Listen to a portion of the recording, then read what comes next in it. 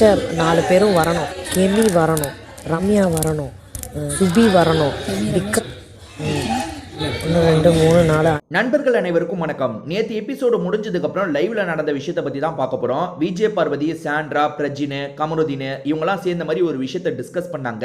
அது என்னன்றதை பற்றி பார்க்கலாம். அதுக்கு முன்னாடி இந்த வீடியோக்கு ஒரு லைக் போடுங்க. லைக் போட்டிங்கன்னா ஐப்புன்ற ஒரு ஆப்ஷன் வரும், அதுவும் பண்ணுங்க. அப்போ தான் உங்களை மாதிரி பார்க்குற நிறைய பேர்கிட்ட இந்த வீடியோ கொண்டு போய் காட்டும்.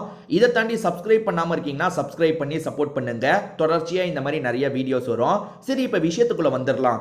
ஆக்சுவலாக விஜய் சேதுபதி மேக்ஸிமம் எல்லா பிரச்சனையும் கவர் பண்ணாருங்க. முக்கியமா ஒரு விஷயத்தை பேசாம விட்டுட்டாரு.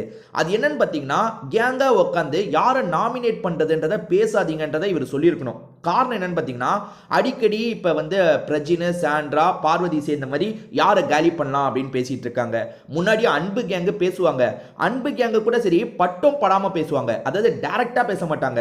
அதாவது கனியான என்ன ஜெயிக்க வைங்கன்றத டைரக்டா சொல்ல மாட்டாங்க, இன்டைரக்டா சொல்லுவாங்க. பார்த்து கொஞ்சம் பண்ணுங்கடா அப்படின்ற மாதிரி கனி சொல்லுவாங்க. அதே மாதிரி ரம்யா ஜோ என்னை பார்த்து கொஞ்சம் பண்ணுங்கடா, எனக்கு நாமினேஷன் ஃப்ரீ பாஸை தாங்கடா அப்படின்ற மாதிரி சொல்லுவாங்க. ஆனா இவங்க வெளிப்படையா பேசுறாங்க. என்ன வெளிப்படையா பேசுறாங்கன்னா, யாரை ஜெயிக்க வைக்கணும், யாரை தோக்க வைக்கணும்னு பேசுறாங்க. உதாரணத்துக்கு சபரி இதை எடுக்கணும்னு இவங்க எல்லாருமே பிளான் பண்ணி தான் எடுக்கிறாங்க. அந்த சபரி கேம்ல சாதாரணமா தோத்தாருன்னா பிரச்சனை இல்லை. ஆனா இவங்க பிளான் பண்ணி அந்த கம்பியெல்லாம் எடுத்து அவரை தோக்கடிக்கணும்னு பண்றது எனக்கு சரியா படல. ஏன்னா ஒரு கேங்கை நாங்க காலி பண்றதுக்கு இன்னொன்று கேங்கா அமைக்கிறோன்றதெல்லாம் வேலையாகாது. ஒரு கேங்கை நீங்க எக்ஸ்போஸ் பண்ணி காலி பண்ணணும். இப்போ உதாரணத்துக்கு கனி கேங்கை சேர்த்து விளையாடுறாங்கன்னு வச்சுக்கோங்களேன்.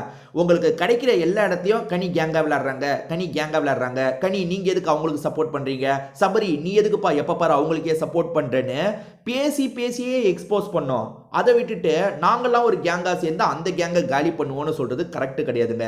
இப்போ உதாரணத்துக்கு எந்த அளவுக்கு போயிட்டாங்கன்னு பாத்தீங்கன்னா, விஜய் பார்வதி சொல்றாங்க, இந்த வாட்டி நாமினேஷன்ல 5 பேரை கொண்டு வந்துடணும். யார் யாரை தெரியுமா கொண்டு வந்துடணும்?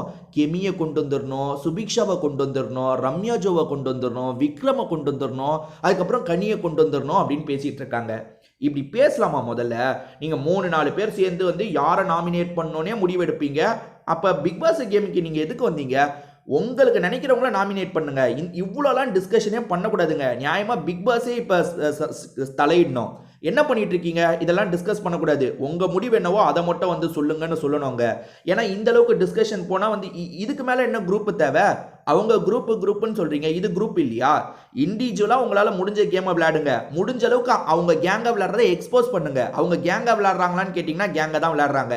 என்ன அந்த கேங் இப்போ ரொம்ப சுருங்கிருச்சு.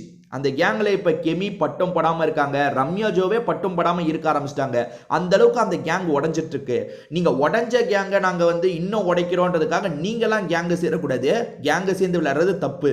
இதை பத்தி நீங்க என்ன நினைக்கிறீங்க? உங்க கருத்து என்னன்றதையும் சொல்லுங்க. நான் பார்த்து தெரிஞ்சுக்கிறேன். திரும்பி வேற ஒரு வீடியோல நம்ம பார்ப்போம்.